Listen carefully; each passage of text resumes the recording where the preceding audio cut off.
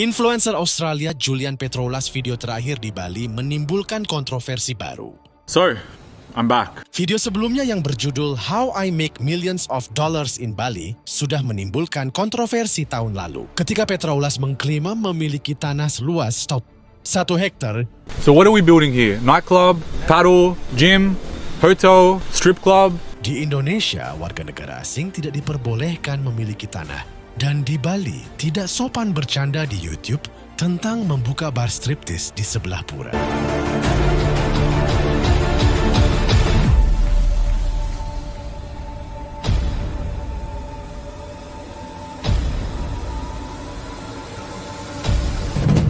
Berdasarkan Perjanjian Akta Nomor 31, tanggal 19 Oktober 2023, antara Philip Claude Millieret dan Julian Petrolas, di mana dalam akta perjanjian tersebut, terkait pemindahan dan penyerahan hak sewa.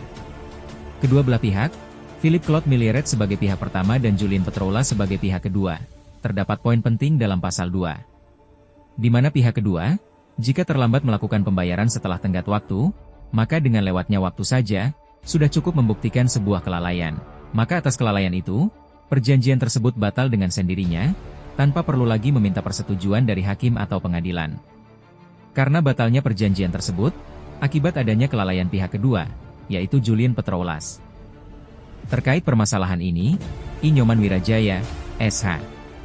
MH, seorang advokat dan pemerhati adat budaya Bali, serta owner dari King Justitia Law Office, yang juga didamping staf khusus, Donald Mongilala, SH yang sekaligus menjadi penasihat hukum, dari Philip Claude Millieret, menyampaikan berdasarkan pasal 1320 KUH Perdata, sahnya suatu perjanjian, harus terpenuhi unsur subjektif dan unsur objektif.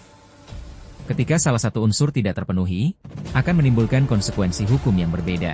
Unsur pertama dan kedua, kesepakatan dan kecakapan itu merupakan syarat subjektif.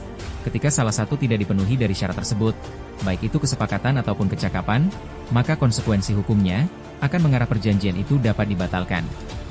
Dalam permasalahan ini jelas bahwa telah terjadi wan prestasi, kelalaian dalam memenuhi suatu janji, yang tertera dalam akta otentik, di mana ia melaksanakan tapi tidak sesuai dengan isi perjanjian, dan melaksanakan tetapi terlambat daripada suatu yang telah ditentukan, sehingga timbullah dampak kerugian yang muncul dari kejadian itu, pada Philip Claude Millieret. Memasuki babak baru ini, kedua belah pihak telah melakukan upaya hukum di Pengadilan Denpasar, berdasarkan penelusuran, dikutip dalam gugatan perkara putusan perdata, pada Pengadilan Negeri Denpasar nomor 1606 PDTG 2024 PN Denpasar, tanggal 12 Desember 2024.